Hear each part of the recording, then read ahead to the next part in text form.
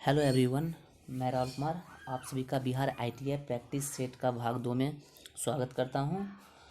इससे पहले हमने पार्ट 1 को अपलोड कर दिया गया है, जिसमें बहुत अच्छा रिस्पांस मिला है। इसलिए हम पार्ट 2 जो इसका है आपको दे रहे हैं, स्पेशली फॉर ये सामान्य ज्ञान के लिए होगा। चलिए, आज का जो आपका फर्स्ट क्वेश्चन है, बोल रहा है कि क्षेत्रफल के अनुसार निम्नलिखित राज्यों का अवरोही क्रम क्या होगा। ओके, तो यानी आपका पूछ रहा अवरोही क्रम में। ओके, तो इसका जो आपका जो आंसर होगा अवरोही क्रम में, वो होने वाला है आपका डी नंबर आंसर। कौन सा होगा? D number. पहले होगा आपका मध्य प्रदेश, फिर होगा आपका उत्तर प्रदेश, फिर होगा आपका आंध्र प्रदेश, फिर होगा आपका बिहार होगा।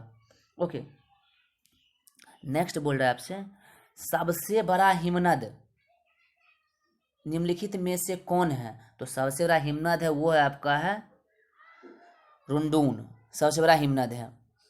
अब है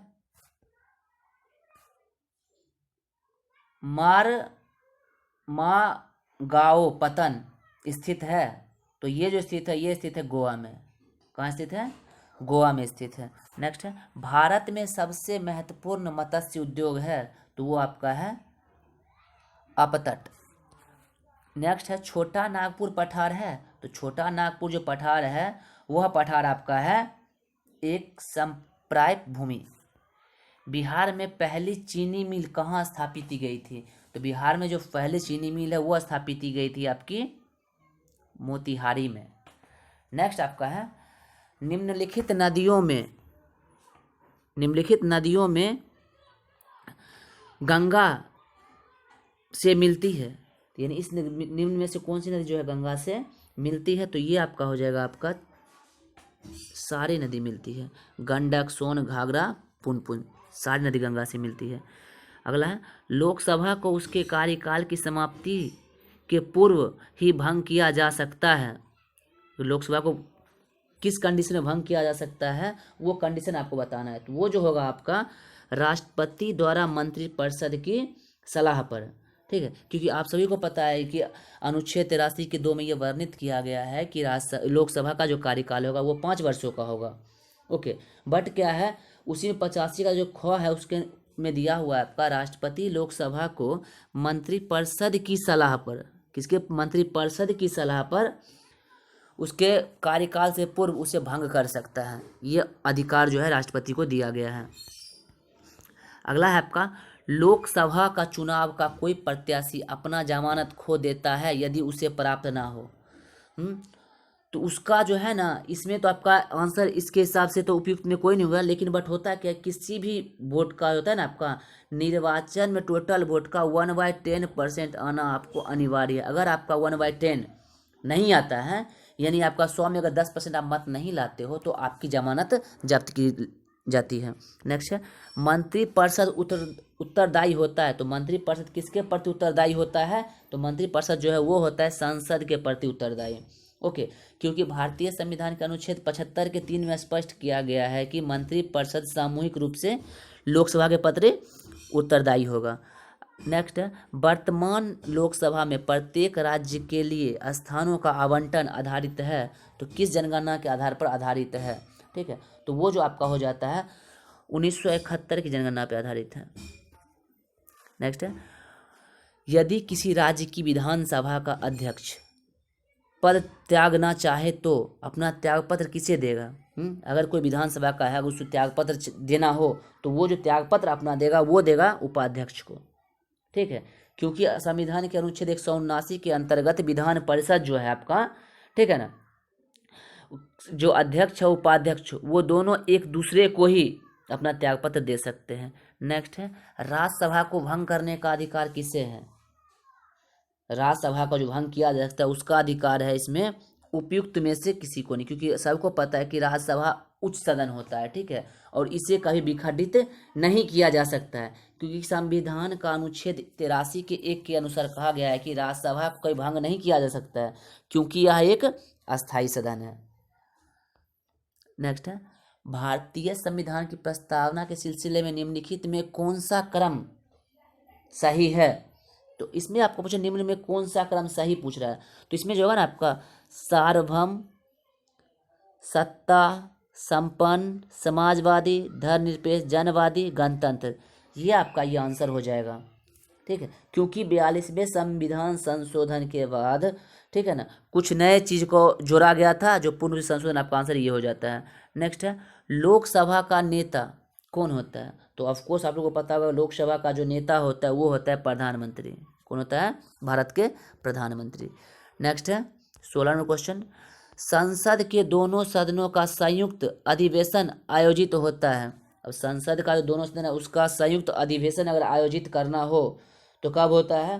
तो वो जो आपका होगा वो होगा एक ऐसे विधायक पर विचार करने के लिए जिसे पारित करने के लिए दोनों सदनों के बीच क्या हो? मतभेद होता हो। क्या होता है? मतभेद होता है, क्योंकि संविधान के अनुच्छेद 108 के अनुसार संसद के दोनों सदनों की संयुक्त बैठक केवल साधारण विधेयक उसमें मतभेद होने की स्थिति में ही बुलाया जा सकता है, ठीक है, और बुलाने का जो अधिकार है वो सिर्फ राष्ट्रपति के अंतर्गत है, और उसका जो अध्यक्षता करेगा वो करेगा लोकसभा अध्यक्ष। नेक्स्ट है, किसी राज्य में विधान परिषद की संरचना उसका विघटन किया जा सकता है, तो उसका जो विघटन किया जा सकता है वो किया जाएगा आपका संसद द्वारा राज्यपाल की अनुशंसा पर। नेक्स्ट है, निम्नलिखित राज्यों में कहाँ विधान परिषद है? इसमें पूछ रहा है कि निम्न में कहाँ विधान परिषद। आप लोग को पता है कि प्रेजेंट टाइम में केवल 5 राज्य में विधान परिषद अब हैं, जिसमें आपका कौन कौन था? बिहार है एक पे, फिर आता है आपका जम्मू कश्मीर, कर्नाटक, उत्तर प्रदेश और महाराष्ट्र। बट इस ऑप्शन में क्या सिर्फ आपका बिहार दिया हुआ है, ठीक, तो इसलिए क्या हो गया, अब इसका आंसर केवल 4 होगा। नेक्स्ट है, भारतीय संविधान के निम्नलिखित अनुच्छेद में कौन सा राज्य की विधानसभाओं के निर्वाचन को प्रस्तुत करता है? तो निर्वाचन जो प्रस्तुत करता है वो आपका करता है अनुच्छेद 170। अनुच्छेद 170 के अंदर की है कि विधानसभा की संरचना तद अनुसार उनके सदस्यों के निर्वाचन संबंधित उपबंध उल्लेखित किए गए हैं।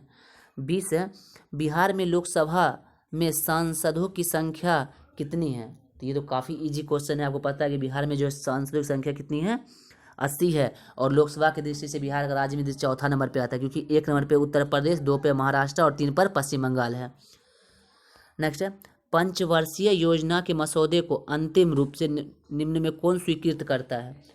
तो निम्न से अंतिम स्वीकृत करता है वो करता है राष्ट्रीय विकास परिषद करता है, क्योंकि यह जो एक योजना आयोग के द्वारा इसको बनाया, संस्था बनाया गया था 1952 ईस्वी में, ठीक है, तो इसी के अंतर्गत राष्ट्रीय विकास परिषद जो है ये किसी पंचवर्षीय योजना को अंतिम रूप प्रदान करता है।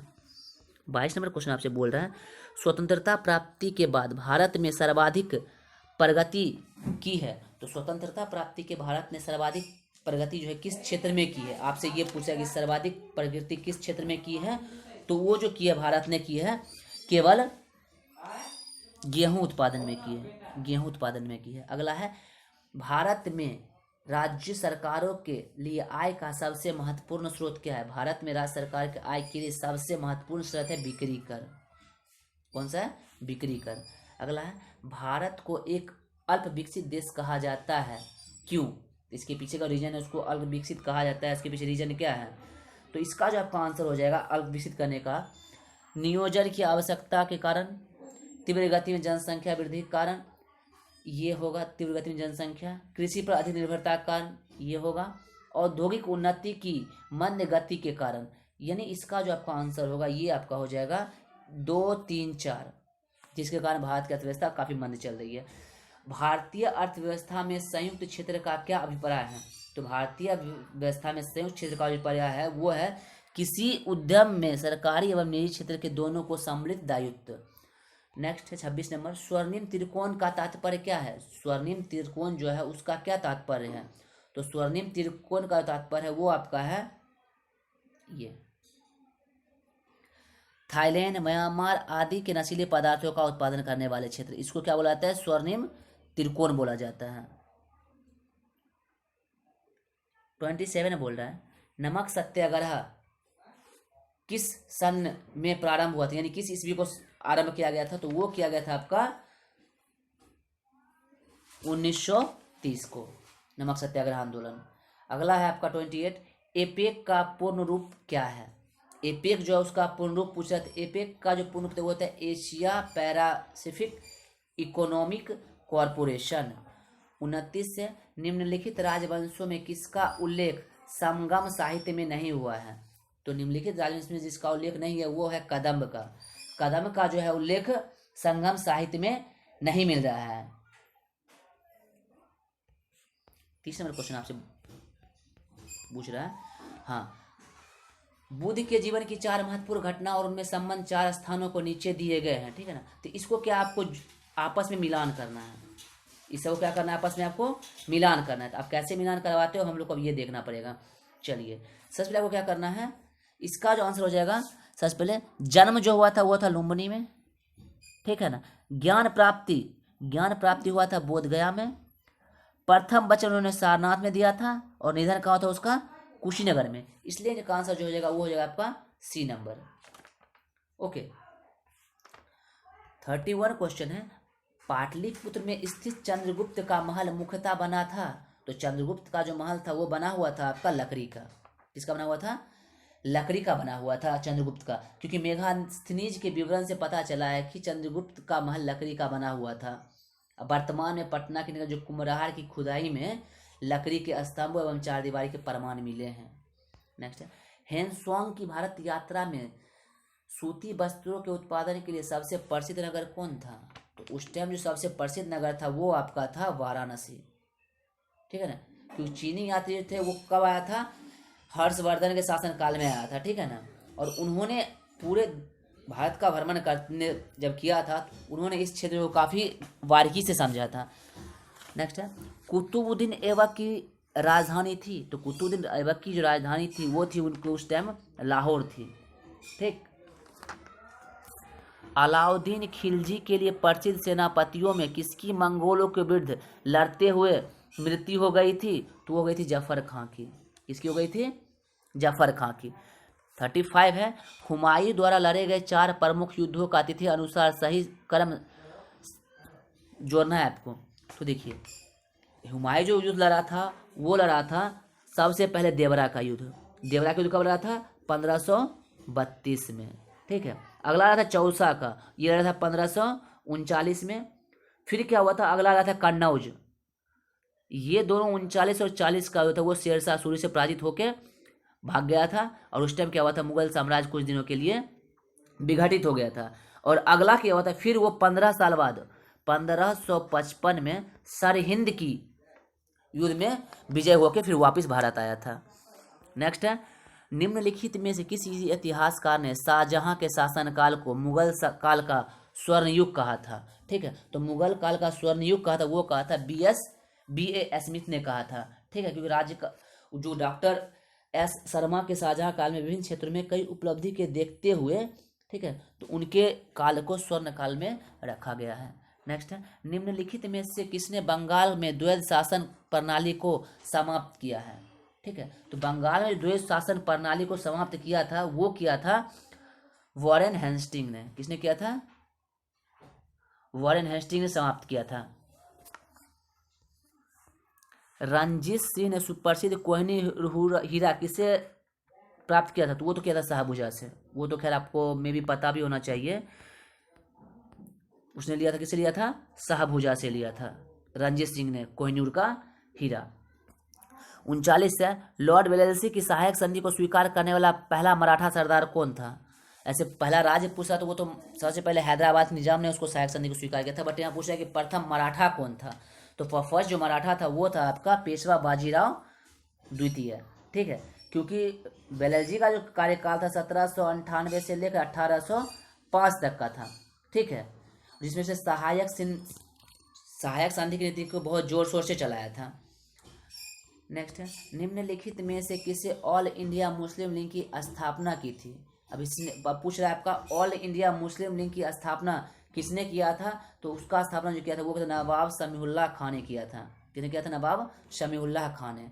नेक्स्ट है, निम्नलिखित में कौन आत्मीय सभा के संस्थापक थे? तो आत्मीय सभा के संस्थापक थे वो आपके थे राजा राम मोहन राय, जिन्होंने 1815 ईस्वी में आत्मीय समाज की स्थापना किया था। ओके, नेक्स्ट है, ब्रह्म समाज की स्थापना किस वर्ष हुई थी?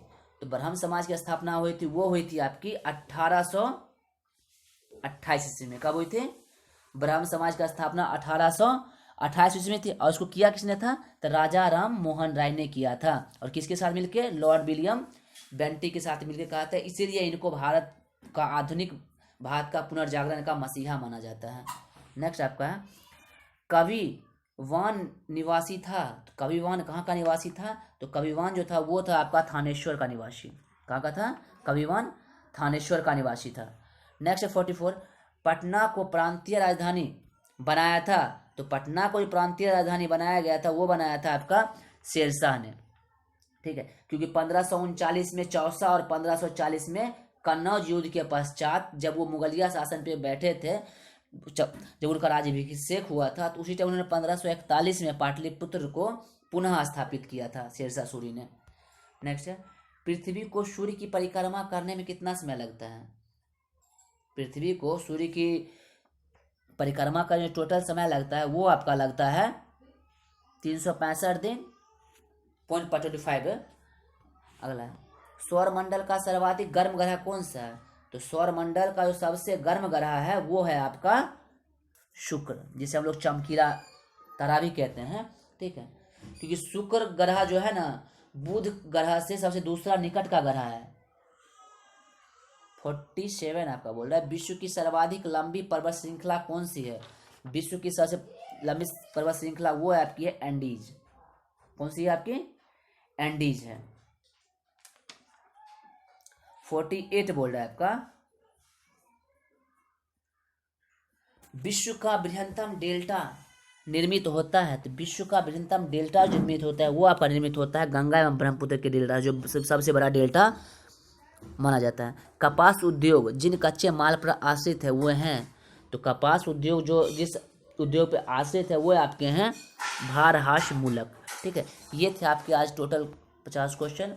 उम्मीद करता हूँ कि आप लोग को वीडियो काफ़ी हेल्पफुल हुआ होगा।